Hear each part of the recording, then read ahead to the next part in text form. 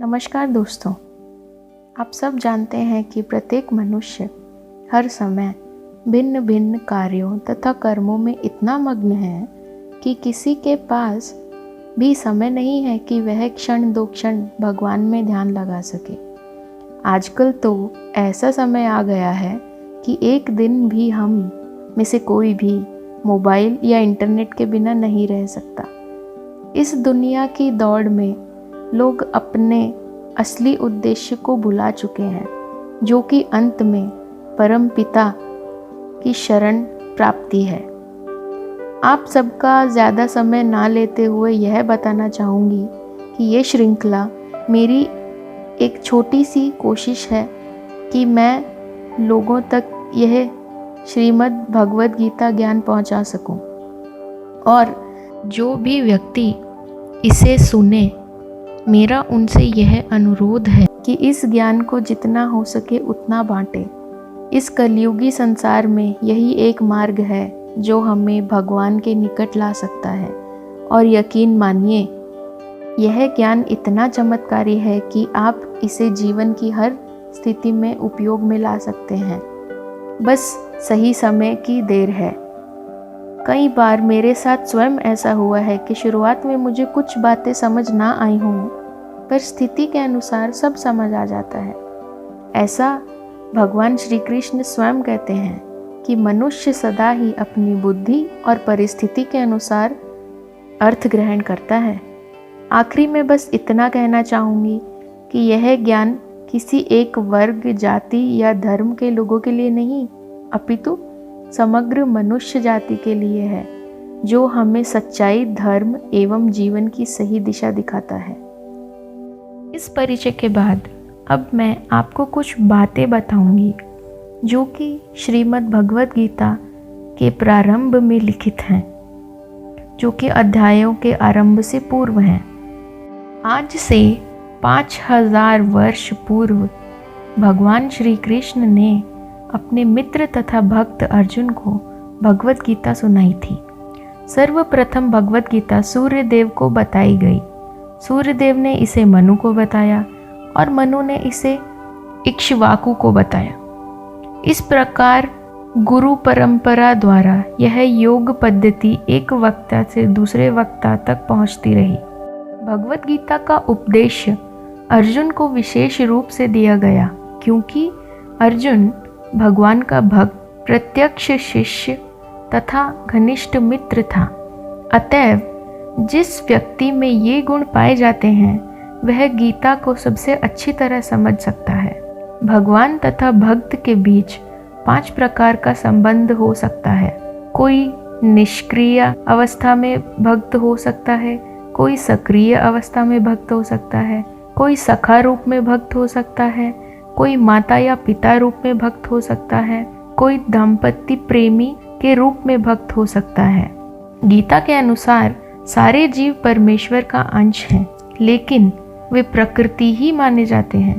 प्रकृति स्त्री स्वरूप है और वह भगवान द्वारा नियंत्रित होती है। प्रकृति 3 गुणों से निर्मित है: सतोगुण, रजोगुण, तमोगुण। सतोगुण का अर्थ है अच्छे और सरल कर्मों की ओर प्रवृत्त करने वाला। रजोगुण का अर्थ है ठाठ बाट वाला। तमोगुण का अर्थ है अंधकार, अज्ञान आदि गुण वाला। इन गुणों के ऊपर नित्य काल है। इन गुणों तथा नित्य काल के संयोग से अनेक कार्यकलाप होते हैं, जो कर्म कहलाते हैं। ये कार्यकलाप अनादि काल से चले आ रहे हैं और हम सभी अपने कार्यकलाप यानी कर्मों के फलस्वरूप सुख या दुख भोग रहे हैं। श्रीमद् भगवद गीता में ईश्वर, जीव, प्रकृति, काल एवं कर्म की व्याख्या हुई है। इन सब में से ईश्वर, जीव, प्रकृति एवं काल को शाश्वत कहा गया है। शाश्वत का अर्थ है सदा रहने वाला। इस आध्यात्मिक ज्ञान को ग्रहण करने से पूर्व जो भी हो, हमें जान लेना चाहिए कि अभी हम सब की चेतना कलुषित है। मनुष्य को देहात्म बुद्धि से मुक्त होना है और अध्यात्मवादी के लिए प्रारंभिक कर्तव्य यही है। जो मुक्त होना चाहता है, जो स्वच्छंद रहना चाहता है, उसे सर्वप्रथम यह जान लेना चाहिए कि वह शरीर नहीं है। मुक्ति का अर्थ है भौतिक चेतना से स्वतंत्रता और शुद्ध चेतना में स्थित होना। प्रत्येक व्यक्ति इस भौतिक शरीर रूपी रथ पर आरूढ़ है और बुद्धि इसका सारथी है। मन चालक यंत्र है तथा इंद्रियां घोड़े हैं। इस प्रकार मन तथा इंद्रियों की संगति से यह आत्मा सुख या दुख भोगती है। इस संसार में मनुष्य बिल्लियों तथा कुत्तों के समान लड़ने के लिए नहीं है। मनुष्य को अपने जीवन के उद्देश्य को समझना चाहिए और इसका निर्देश वैदिक ग्रंथों में दिया गया है, जिसका सार भगवद गीता में मिलता है। एक पशु दूसरे पशु का वध करे तो कोई पाप नहीं लगता, लेकिन यदि मनुष्य अपनी अनियंत्रित स्वादेंद्रिय की तुष्टि के लिए यदि पशु का वध करता है तो वह प्रकृति के नियम को तोड़ने के लिए उत्तरदायी है।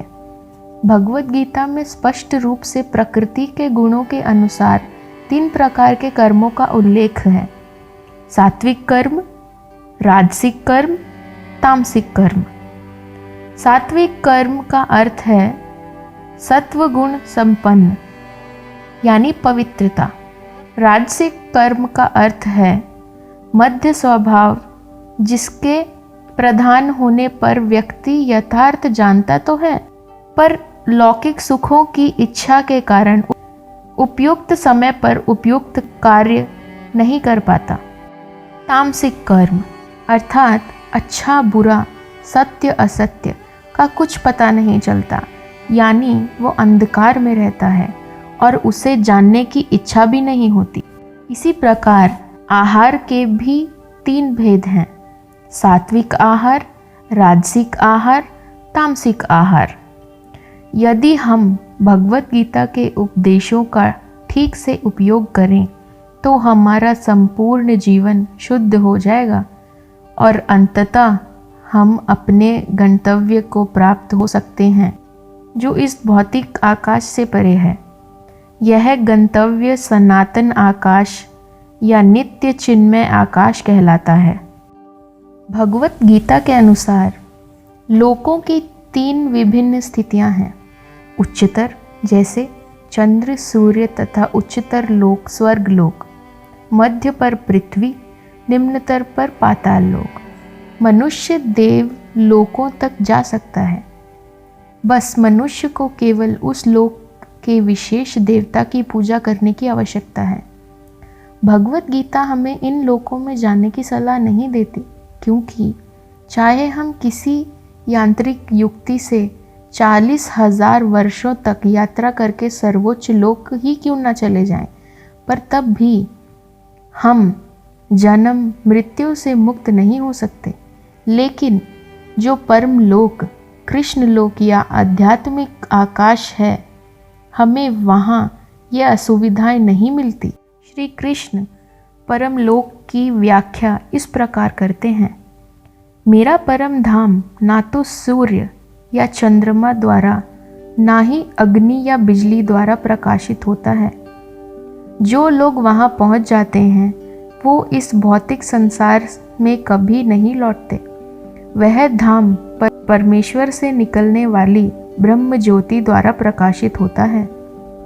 भगवान अपने धाम गोलोक में नित्य वास करते हैं, फिर भी इस लोक से उस लोक तक पहुंचा जा सकता है, और ऐसा करने के लिए वे अपने सच्चिदानंद विग्रह रूप को व्यक्त करते हैं, जो उनका असली रूप है।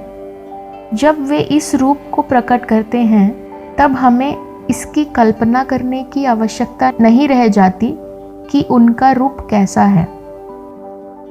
ऐसे चिंतन को निरुत्साहित करने के लिए ही वे अवतरित होते हैं, अपने श्याम सुंदर स्वरूप को प्रदर्शित करते हैं। यह भौतिक जगत भी आध्यात्मिक जगत का प्रतिबिंब मात्र ही है। प्रतिबिंब में कोई वास्तविकता या सार नहीं होता। हमारे समक्ष सारा भौतिक जगत तक प्रकट नहीं है। हमारी इंद्रियां इतनी अपूर्ण हैं कि हम इस ब्रह्मांड के सारे नक्षत्रों को भी नहीं देख सकते। इस भौतिक आकाश के परे आध्यात्मिक जगत है जो अव्यक्त या अप्रकट कहलाता है। व्यक्ति को भगवत धाम की ही कामना तथा लालसा करनी चाहिए, तब उसको वहां से फिर इस जगत में लौटना नहीं पड़ता। मनुष्य तभी मरता है जब यह निश्चित हो जाता है कि अगले जीवन में उसे किस प्रकार का शरीर प्राप्त होगा। यह शरीर इस जन्म के कर्मों पर निर्धारित होता है। अतएव यदि हम इस जीवन में भगवत धाम पहुंचने की तैयारी कर लेते हैं तो शरीर को त्यागने के बाद हम भगवान के ही सदृश आध्यात्मिक शरीर को प्राप्त करते हैं। अपने इस शरीर को त्यागते समय मनुष्य जिस जिस भाव का स्मरण करता है वह अगले जन्म में उस भाव को निश्चित रूप से प्राप्त होता है। भगवत गीता में कर्म के अनुसार मानव समाज को 4 वर्गों में विभाजित किया है: ब्राह्मण, क्षत्रिय, वैश्य और शूद्र। श्री कृष्ण कहते हैं, मृत्यु के समय जो भी व्यक्ति उनके किसी भी रूप का स्मरण करता है वो अवश्य ही उनके द्वारा निर्मित आध्यात्मिक शरीर को प्राप्त होता है।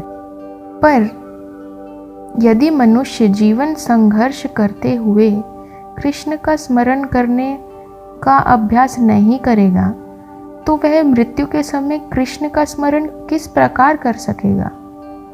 वैसे तो सारे वेद एवं ग्रंथ श्री विष्णु जी का वर्णन करते हैं, पर अल्पज्ञों के लिए उन्होंने श्रीमद् भगवत गीता का निर्माण किया। अर्जुन श्री कृष्ण से यह प्रश्न करते हैं कि हम किस प्रकार अपने मन को नियंत्रित कर सकते हैं।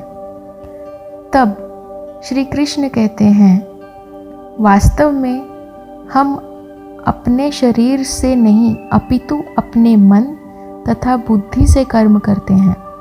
अतएव यदि मन तथा बुद्धि सदैव परमेश्वर के विचार में मग्न रहे तो स्वाभाविक है कि इंद्रियां भी उनकी सेवा में लगी रहेंगी।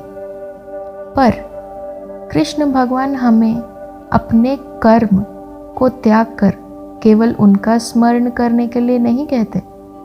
इस जगत में शरीर के पालन हेतु मनुष्य को कर्म करना आवश्यक है।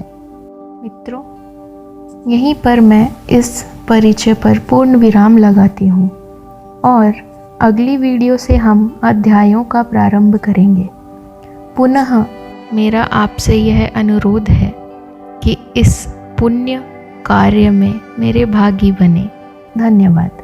जय श्री कृष्ण।